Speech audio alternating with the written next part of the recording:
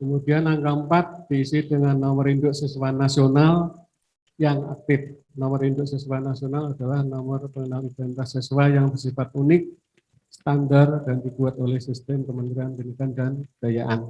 Angka 5 diisi dengan nilai ujian sekolah yang diperoleh sesuai edaran Mendikbud nomor 1 tahun 2021 tentang peniadaan ujian nasional dan ujian kesetaraan serta pelaksanaan ujian sekolah dalam masa darurat penyebaran corona COVID-19.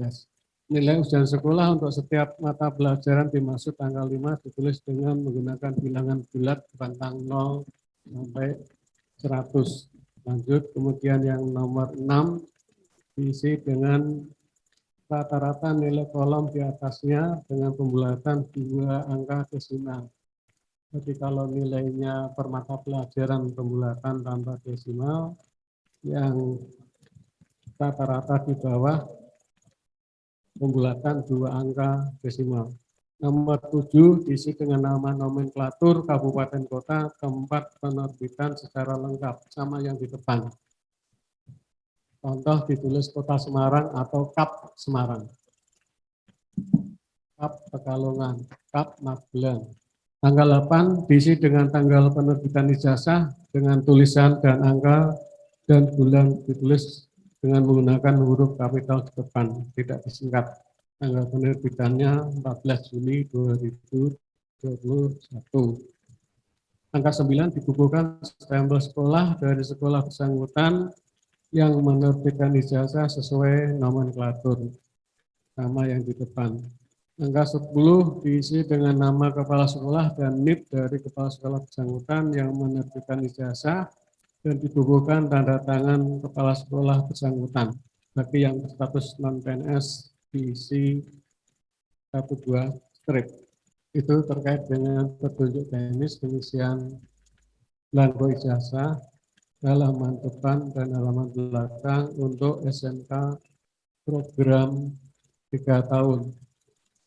Kemudian untuk yang SMK program 4 tahun prinsipnya sama. Yang membedakan hanya belangkonya di sana tertera tulisan SMK program 4 tahun atau 3 tahun.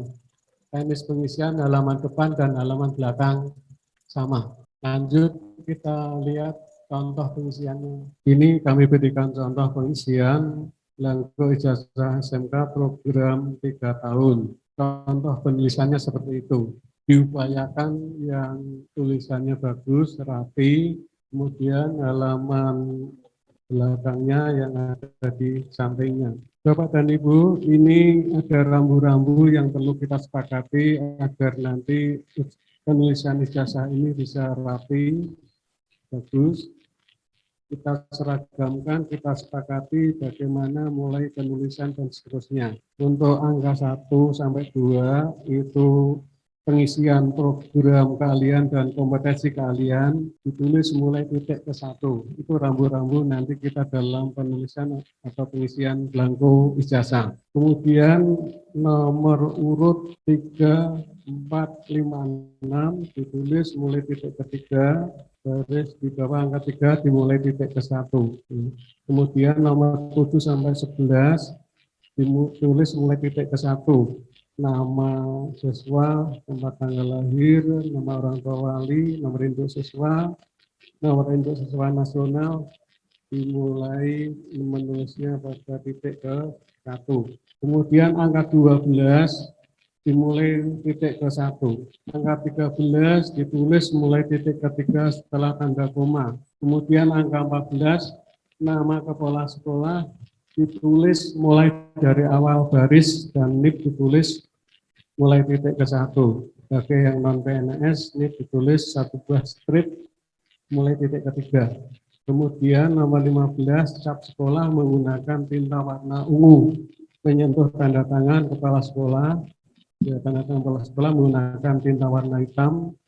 Pas foto tidak boleh menyentuh wajah, capnya maksudnya. Kemudian nomor 16 ditempel pas foto dan dibubui cap jari menggunakan tinta warna ungu.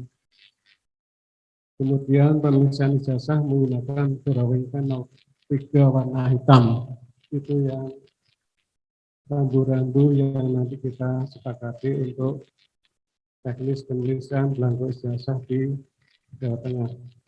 Kemudian lanjut halaman belakang 1 sampai dengan 4 ditulis mulai titik ke 1, kemudian yang nomor 5 ditulis di tengah nilai 2 digit contoh 84. Muatan lokal, kewilayahan, diisi bahasa Jawa, kemudian yang bawahnya tidak ada isiannya. Kemudian nomor 6 di tengah-tengah ditulis 2 angka di belakang koma, contoh 83,53. Kemudian nomor 7 ditulis mulai titik ke 1, kemudian nomor 8 ditulis mulai titik ke 5 atau 6 setelah tanda koma. Nomor 9 nama kepala sekolah ditulis mulai awal baris dan NIP ditulis mulai titik ke 1. Bagi kepala sekolah non PNS, tulisan NIP ditulis dengan 11 strip mulai titik ketiga.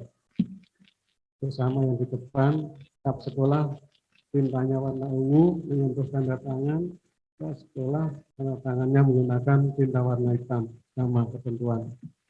Itu terkait dengan teknis penulisannya ijazah.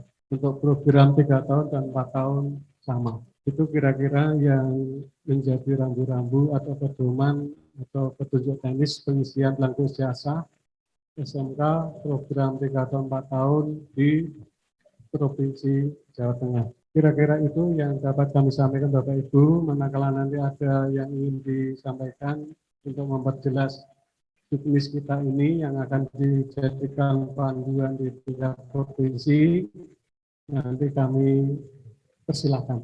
Assalamualaikum warahmatullahi wabarakatuh. Dari MKKS Kabupaten Kendal. Dalam penulisan orang tua atau wali itu kan nama ayah itu diambil dari akte maupun ijazah sebelumnya, berarti ijazah SMP. Kasus yang terjadi di akte itu nama ibu, hanya nama ibu. Tetapi di ijazah SMP itu tertulis nama ayah. Setelah ditanya dikonfirmasi, masuk SMK itu terus cerai, jadi tidak mengakui ayahnya. Mohon untuk penjelasan Pak Maimun itu nanti di ijazah hanya nama ibu atau mengikuti ijazah SMP. Terima kasih. Nama ortu ayah di ijazah SMP nama ibu ya, betul ya. Di akte nama ibu, ijazahnya nama ayah, di akte nama ibu, betul ya. Betul. Kemudian sekarang setelah anak lulus SMK, orang tuanya cerai, tidak mengakui ayahnya, ya. Kembali kepada dokumen kependudukan. Di akte kelahiran itu, dokumen kependudukan terkini itu siapa nama orang tuanya. Kembali ke akte kelahiran, dokumen kelahiran yang sah berdasarkan undang-undang dan seterusnya. Kalau akte kelahirannya nama ibu, maka di ijazah ditulis nama seorang ibu itu. Orang tuanya cerai atau tidak cerai, aktenya tidak cerai. Yang cerai adalah orang tuanya. Jadi kembali pedoman penulisannya adalah nama orang tua yang tercantum pada akte. Bisa jadi nama seorang ibu, bisa jadi nama seorang ayah. Kembali ke akte Pak ya. Monggo. Pak, tadi dari mana Pak? Dari Capdim 7 Pak. Ya, karena ada pertanyaan ke kami, mungkin ini juga ikut BIM sebagian bertanya katanya dengan kepala sekolah tadi Pak, yang swasta belum mempunyai NUKS karena di Permen itu kan jelaskan punya MKS, itu apakah diperkenankan untuk kedatangan? Dan kita kasih saja Pak. Terkait dengan yang kedua ini Pak, tadi ada pertanyaan juga terkait dengan nama siswa antara akte dan ijazah yang SMP itu berbeda. Nah sekarang kalau tadi Bapak menyampaikan saya sudah ini berarti yang kita pakai adalah akta gitu Pak ya.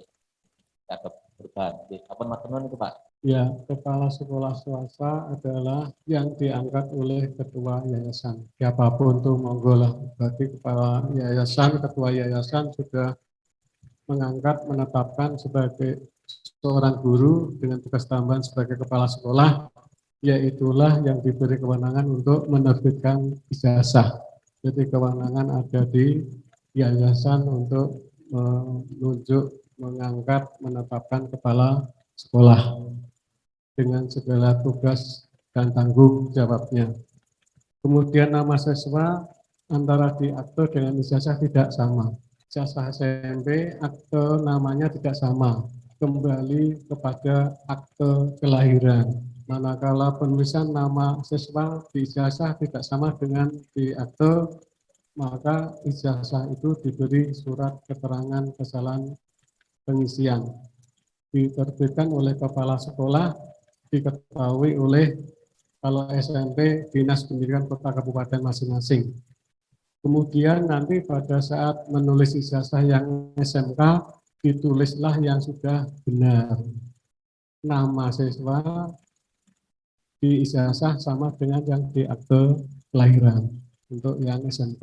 Dua itu Pak J. Monggo Pak Ferry. Ya, sekali lagi, untuk kepala sekolah SMK itu PNS. Kemudian diangkat oleh yayasan menjadi kepala sekolah. Ditulis NIP-nya apa tidak? Untuk tahun kemarin itu tidak ditulis NIP-nya. Terima kasih. Baik. Kepala SMK swasta seorang PNS, NIP-nya di ijazah ditulis apa tidak ya? NIP-nya di ijazah ditulis, diisi, tapi isinya strip, satu buah strip. Itu juga isian Pak. Satu buah strip dimulai titik yang ke ya kembali diisi NIP-nya satu buah strip, isinya dimulai titik ke 3. Monggo Bapak. Ini Pak, dari Boyolali. Ini ada salah satu SMK swasta yang masih menggabung karena belum terakreditasi. Untuk tahun ini yang mengeluarkan ijazah itu dari satuan pendidikan atau yang digabung. Terima kasih Pak. Baik, Bapak. Penerbitan ijazah oleh kepala satuan pendidikan masing-masing.